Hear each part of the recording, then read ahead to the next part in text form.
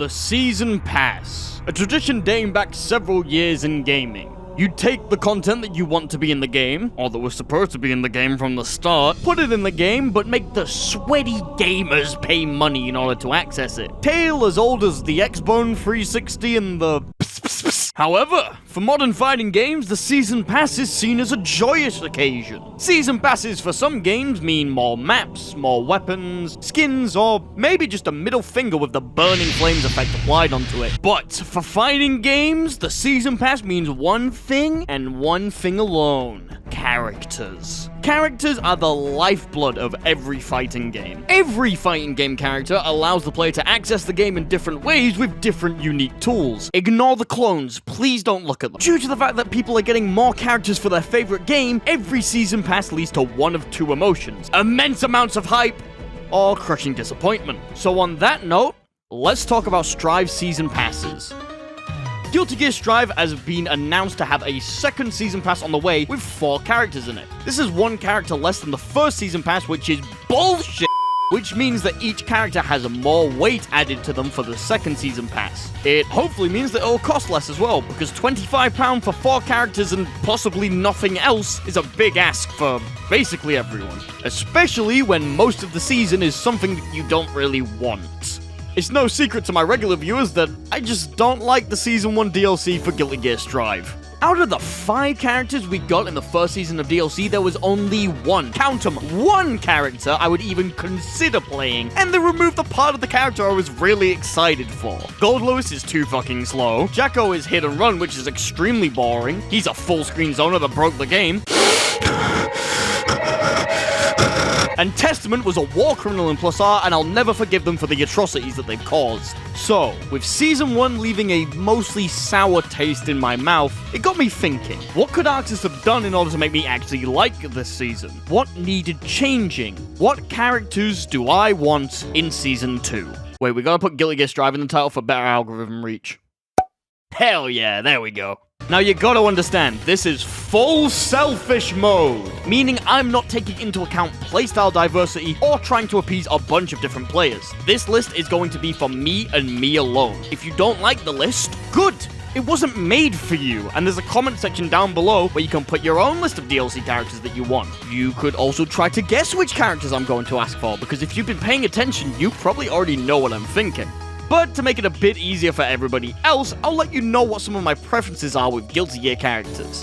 While some of these apply to basically every fighting game I play, in Guilty Gear I love characters that are able to stick to you like shit to a blanket. I want to get on top of my enemy and not allow them to move anywhere or do anything without getting punished for it. Because of this, I'm not against my normals being stubby or small reaching, but I'm not against a good counterpoke. Stuff that starts to go past half screen though, well, that's Zona talk, and because of my political alignment, I can't support it. Movement is also something I absolutely love. I'm not the biggest fan of the run, and if my character has a step dash, I instantly love them way more. Mix and plus frames are also my best friend. I tend to drift more towards the frame advantage, however, I do like a good bit of left, right, and high-low mix. And while Strive isn't exactly known for it, DNF have taught me that long combos can be extremely stupid and fun. I pulled this little baby out at my local and my opponent literally screamed, "Can you end the combo, please?" And that just made me feel warm on the inside. So combo characters are absolutely a plus. For downsides, projectiles are bullshit. I kinda noticed that every character I basically ever put proper time into doesn't really have projectiles. And the ones that do either use it as a specific pressure tool, Oki, or just in combo situations.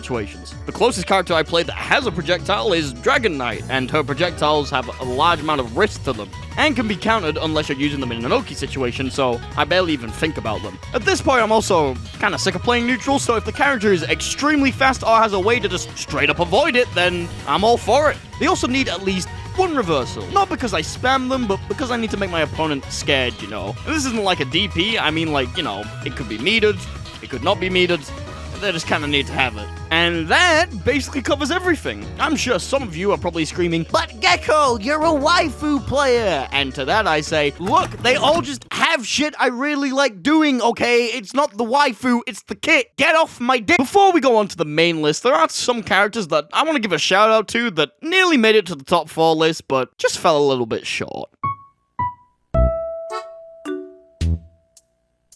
Holy Order Soul is a different version of Soul that trades consistency for bursty offense and devastating pressure. He's basically the gorilla version of Soul that can blow you up in an instant and has so many plus frames that it makes anyone blocking against him cry a little bit. I do really like Hoss, but due to the fact that we already have Soul in the game, I'm hesitant to say that I want him as DLC. Along those lines, I think Robokai would actually be pretty cool in Strive. He was only in the XX series of games, and his moveset was unique and different to Kai, with his unique meter and overheating gauge. But he is also a zoner, so I think once the joke wore off, I'd actually hate fighting against him. For Exard, I think having Answer come back would be really cool. He's got the seals where you can do specific moves off of them that lead to good mix and Oki, but I don't actually know how to play him. Alpha would be interesting. She obviously broke the game that she was in, but with how they changed Testament's moveset, I wouldn't mind seeing a new version of her in Strive, you know? Also, I can feel the burning gaze of Proxicon on the back of my neck, so seeing Com come back would be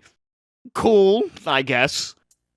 For your favorites that I didn't mention, I either simply do not care or no.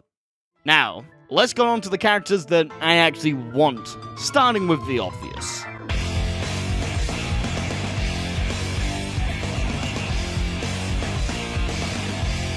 Slayer. You guys knew that I was going to ask for this guy, right? Like, I've literally talked about how I thought Slayer was going to be in Season 1 in a bunch of previous videos. Of course I want Slayer. Look at this man, he's so cool! Slayer has a unique type of step dash that trades speed for invincibility and lets him fucking teleport. Using this, he can do a technique called backdash cancel, which lets him add invincibility to any special move and even his jumps, so he can get out of any sticky situation. Do I know how to do it properly? Do I fuck? But it sounds extremely bullshit, and honestly, I kinda support it. With this alone, Slayer could be a defensive monster that you can never fucking hit, as long as you don't know how to counterplay it. But alongside this, he also has specials like Dandy Step, which allow him to whiff punish pretty easily, and even get you basic high-low pressure mix with the overhead consistently being plus on block for some reason. Though knowing how overheads are treated in Strive, that's probably likely to change. Now, his combo structure is a little bit different, because instead of being like how every other Guilty Gear character is, Slayer isn't able to cancel his lighter moves into stronger ones, meaning he has to rely on links and cancels in order to get proper successful combos. However, this is a key part to his identity, and links aren't something that I wouldn't be willing to learn. Plus, let's be honest, this is Strive. I'm sure they wouldn't make any one-frame links or anything that ridiculous, so I'm not too worried about it.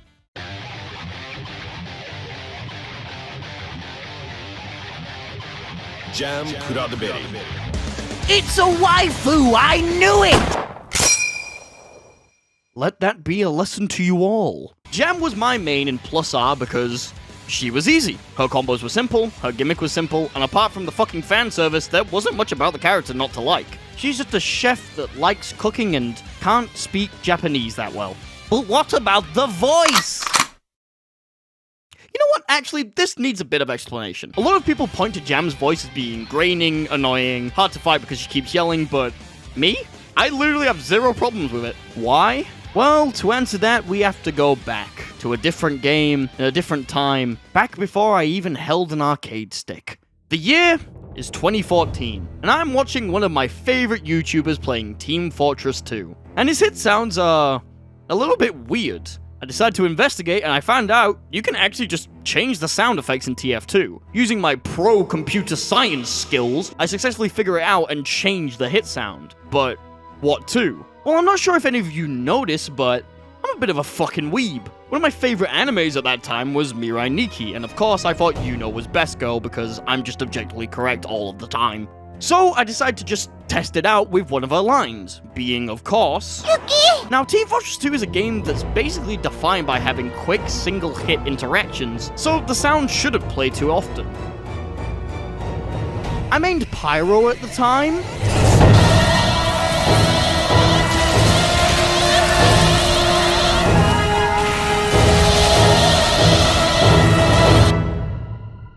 Wanna know how much I played with that hit sound? 2 years. I didn't remove the hit sound and played with it for 2 whole years. The only reason I got rid of it was because I formatted my PC and never changed it back. Well, until I needed the footage of it, of course. I'm going to delete that now. Yeah, so I basically forced myself to be immune to Jam's voice after years of torturing myself to listen to that. I don't regret a single second of it though, it was fucking dumb. But yeah, Jam has a special place in my heart, and the leakers can go to hell and die for getting my hopes up about her being in the game in Season 1. Sticky Pressure, basically Dandy Step, but again, the card system in Plus R is really cool, and while I'm not the biggest fan of how it changed in Xrd, it still works there, and she has a combo grab. I rest my case, and I'm going to eat at her restaurant. Also, Arxis, if you do add her, please don't make her speak broken Japanese and English anymore. It just kind of feels off.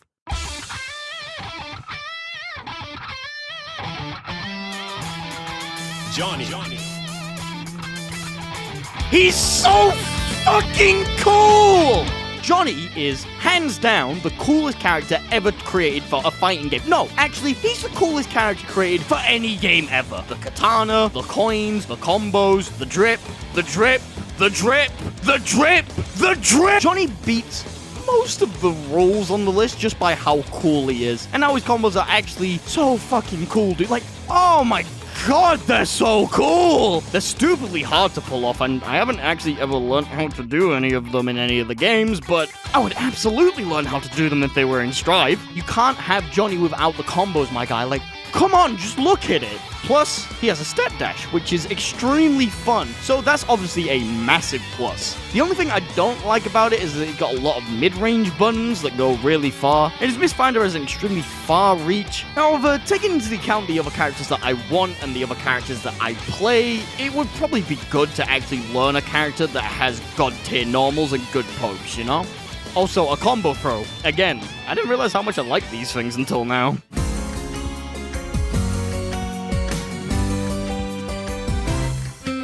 Now, the latest survey Arxis had actually had a section with a bunch of characters which you could fill out to say what you want to see.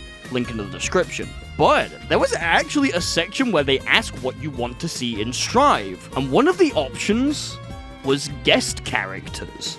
Yes! That would be sick! Absolutely give us a guest character from a different game. So I'm going to think about what character I would want from a different game in Guilty Gear, but we're going to have to narrow this down a little bit. I think the character should be from another anime game, so the transition to Strive isn't too hard. While I would love to see Jin transition to Strive, I think it's best that we keep it in the same subgenre so the devs don't just pull their own hair out. We're also just keeping it to fighting games, because if we didn't, the entire list would have just been guest characters, so that ain't happening. But what anime game do we want to steal a character from? Well, there's a lot of different choices, but fuck you, we're going to BlazBlue. They're both made by Arc System Works, they're both fast as fuck anime games with a lot of bullshit in them, yet somehow we've never seen a crossover between the two games, which in my mind is a crime punishable by death, so we need to fix this immediately. Now, guest characters need to be pretty popular characters, so people know who they are. Obviously, BlazBlue isn't the most successful fighting game, but I would be willing to bet that one of these characters would be instantly recognizable when you show them to a fighting game player, and fuck you, it's Ragnar.